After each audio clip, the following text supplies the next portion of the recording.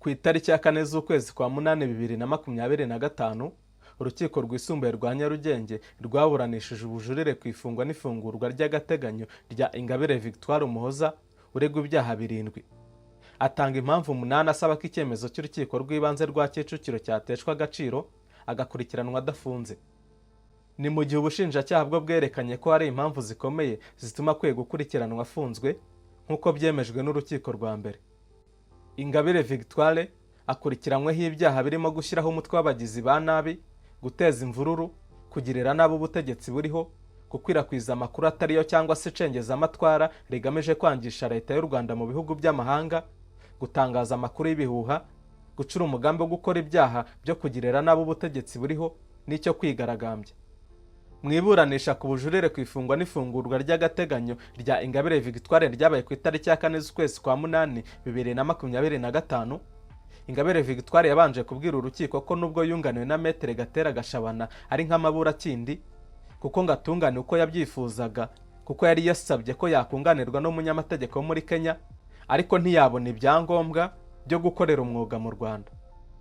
Ingabire Victoire wari wambaye impuzankano y'abagororwa, afite umusatsi wa natirere na Metere Gatera Gashabana, babanje gusobanurira urukiko ibaruwa banditse mu gitondo cyo kuri iyo tariki ya 4 z'ukwezi kwa munani 2025, basaba ko iby'ubushinjacyaha bwabasubije ku myanzuro yabo y'ubujurire muri systeme byateshwa agaciro, kuko babishyizemo mu ijoro ribanziriza umunsi w'iburana saa 3:06, ni ukuvuga ku itariki ya 3 z'ukwezi kwa munani, uregwa akaba ataragize amahirwe yo kubisuzuma.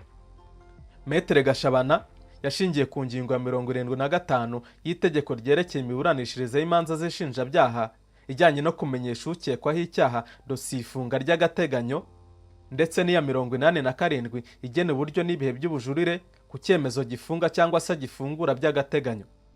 Avuga ko ubushinjacyaha bwagombaga gushyira muri systeme umwanzuro wabwo byibuze hasigaye iminsi 5 kugira ngo yunganira bisuzume, bityo ko uwo mwanzuro wabwo wateshwa agaciro.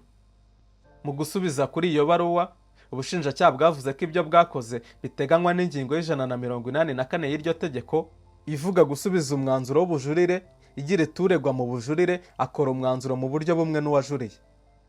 Umwanzuro wo kwiregura usubiza kuri buri kibazo hakurikijwe urutonde rw'ibibazo byagaragajwe n'uwajuriye n'ibyo asaba urukiko.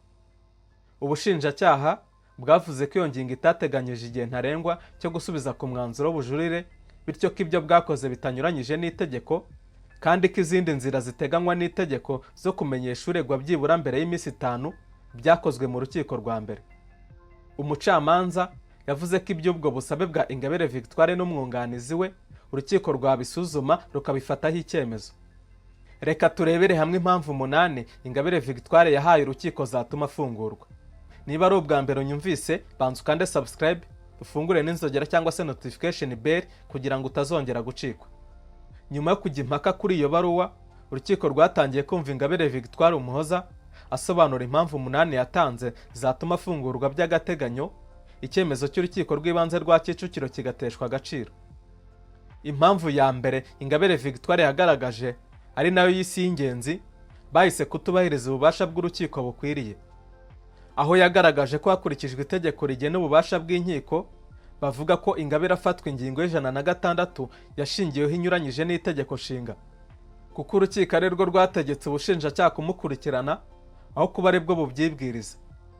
Ingabire n'umwunganizi we bagaragaje ko nyuma yo kubona iki kibazo begereye urukiko rw'ikirenga, basaba ko iyo ngingo inyuranyije n'itegeko nshinga ingingo ya 62 yakurwaho, basaba ko urukiko rw'ibanze rwa Kicukiro rusubika iburanisha kugeza urukiko rw'ikirenga rubifasheho umwanzuro. Ariko urukiko rurakomeza ndetse rufata icyemezo ko afungwa iminsi 30 y'agateganyo. Kuri iki, ubushinjacyaha bwagaragaje ko nta cyari kubuza urukiko rw'ibanze rwa Kicukiro kuburanisha urubanza ku ifungwa n'ifungurwa ry'agateganyo, kuko uretse kuba Ingabire n'umwunganira batarigeze bakurikiza amategeko ngo baregere ingingo y'itegeko inyuranyije n'itegeko nshinga, urubanza rukaburanwa ndetse rukanapfundikirwa rukanafatwaho umwanzuro. Ubushinjacyaha bwavuze ko kuva igihe yafatiwe kwa 19 Kamena 2025 kugeza urubanza ruburanwa ku itariki ya 15 Nyakanga 2025 batari bigeze bagaragaza icyo kibazo cyangwa ngo baregere iryo tegeko rinyuranyije n'itegeko nshinga, ahubwo bikagaragara ko ikirego bagitanze ku itariki ya 17 Nyakanga, bityo ko nta cyari kubuza urukiko gufata icyemezo ku ifungwa n'ifungurwa ry'agateganyo. Bwagaragaje ko urukiko rwa mbere impamvu rwashingiyeho rumukatira gufungwa by'agateganyo rutashingiye kuri iyo ngingo, ahubwo rwashingiye ku mpamvu zikomeye zagaragajwe n'ubushinjacyaha zituma akekwaho ibyaha akurikiranyweho. Impamvu ya kabiri Ingabire Victoire Umuhoza yatanze ni ugukurikirana icyaha cyashaje, aho yavuze ko hari ibyaha ubushinjacyaha bwamureze kandi ukurikije ibiteganywa n'itegeko byarashaje.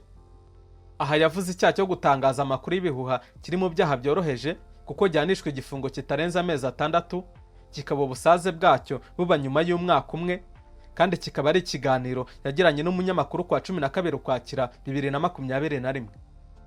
Ikindi cyaha yavuze ko cyashaje ni icyo gucura umugambi wo kwigaragambya, akaba yarakibajijweho muri 2021, ndetse imyaka 3 yikurikirana ikaba yararenze, bityo akavuga ko nacyo ari icyaha cyashaje. Metere Gatera Gashabana yavuze ko urebye no mu mwanzuro w'urukiko rwa mbere, umucamanza yavuze ko nta kigaragaza ko yagerageje gukora ibikorwa nk'ibi bitaba bikimurimo. Avuga ko ibyo ari ibitekerezo bwite bitari gushingirwaho kuko atagaragaje ko ibyo bitekerezo kibifite.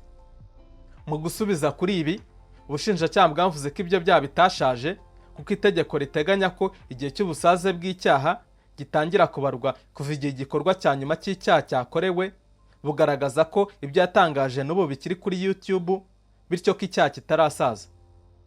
Impamvu ya gatatu, Ingabire yavuze ko ari ibyaha byashingiweho kandi ubushinjacyaha butarabitangiye impamvu zikomeye, ari byo guteza imvururu cyangwa se imidugararo muri rubanda no kugirira nabo ubutegetsi buriho.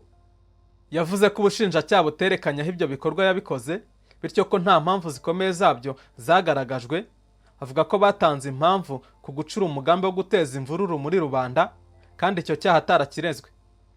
Yavuze ko hashingiwe ku buhamya bwa Gaston Munyabugingo watangaje ko yari afite iyo migambi, ariko avuga ko hatari gushingirwa ku buhamya bw'umuntu wakurikiranyweho ibyaha ndetse akanatoroka ubutabera.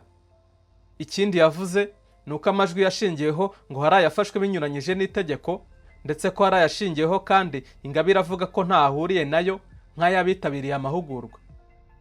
Ubushinjacyaha bwo bwavuze ko bwagiye bugaragaza impamvu zikomeye kuri buri cyaha bwamureze, ndetse ko ari byo urukiko rwashingiyeho rufata umwanzuro. Ikindi bwavuze ko ku buhamya bwa Munyabugingo, itegeko ryemera ko umuntu wese ufite uruhare mu cyaha ashobora kwibwiriza akaba umutangabuhamya kandi ubuhamya bwe bukemerwa. Ku cy'amajwi, ubushinjacyaha bwagaragaje ko ingingo ya 20 y'itegeko riteganya ibyaha n'ibihano muri rusange, amajwi yafashwe n'umutangabuhamya kwari ukugira ngo amenyeshe ibyaha biri gutegurwa bigamije guhungabanya umutekano, bityo ko atari kubura gushingirwaho nk'impamvu zikomeye. Indi mpamvu Ingabire Victoire yatanze ni ukuba urukiko rwarashingiye ku mpamvu zikomeye zitagaragaza uruhare rw'uregwa mu gukora ibyaha, aho yavuze ko ku bijyanye no gushyiraho umutwe w'abagizi ba nabi no kuwujyamo hatagaragajwe uruhare rwe, kuko amahugurwa yavuzwe yo guhirika ubutegetsi mu mahoro ngo atayitabiriye nubwo yitabiriwe n'abantu b'inshuti ze cyangwa se basanzwe ari abayoboke b'ishyaka rye ritaremerwa rya Darifa Umurinzi. Aha ubushinjacyaha bwerekanye ko Ingabire ashaka gutandukanya itsinda ry'abahawe amahugurwa yo guhirika ubutegetsi n'ishyaka rye ritemewe rya Darifa Umurinzi, kandi atari byo, kuko ari n'umutangabuhamya wakoraga iwe yahaye uburyo bwo kwitabira ayo mahugurwa amubwira ko ari ayo kwiga Icyongereza, ngo yageramo agasanga nayo gucura umugambi wo guhirika ubutegetsi, buvuga ko nta kuntu ayo mahugurwa atarayazi. Ku mpamvu ya gatandatu, aho Ingabire Victoire yavuze ko nta mpamvu urukiko rwa mbere rwashingiyeho ku cyaha cyo gucura umugambi wo gukora icyaha no kugirira nabo ubutegetsi buriho, ubushinjacyaha bwagaragaje ko hari message yandikiranaga na Sibomana Sylvain aho bamwitaga mukecuru, ariko buvuga ko nta mpamvu yo kubivugaho byinshi kuko bizaburanwaho mu mizi y'urubanza. Buti gucura umugambi, urukiko ku rwego rwa mbere rwarabisuzumye ndetse rusanga impamvu ubushinjacyaha bwari bwagaragaje kuri iki cyaha ari impamvu zikomeye kandi zagezweho zituma Ingabire akekwaho kuba yarakoze iki cyaha. Ku mpamvu ya karindwi ijyanye n'uko ibimenyetso byabonetse mu buryo butemewe n'amategeko, ubushinjacyaha bwavuze ko atagaragaje ubwo buryo butemewe n'amategeko bwari bwo, kuko audio bavuga ko zitabonywe bikurikije amategeko Ingabire atazihakana. Bwavuze ko uregwa n'umwunganizi we bari gushaka kwinjira mu mizi kandi atari cyo kiburanwa kuri ubu, buvuga ko bwo bwabyirinze, ahubwo bwagaragaje impamvu zikomeye Ingabire akwiriye kuburana afunze.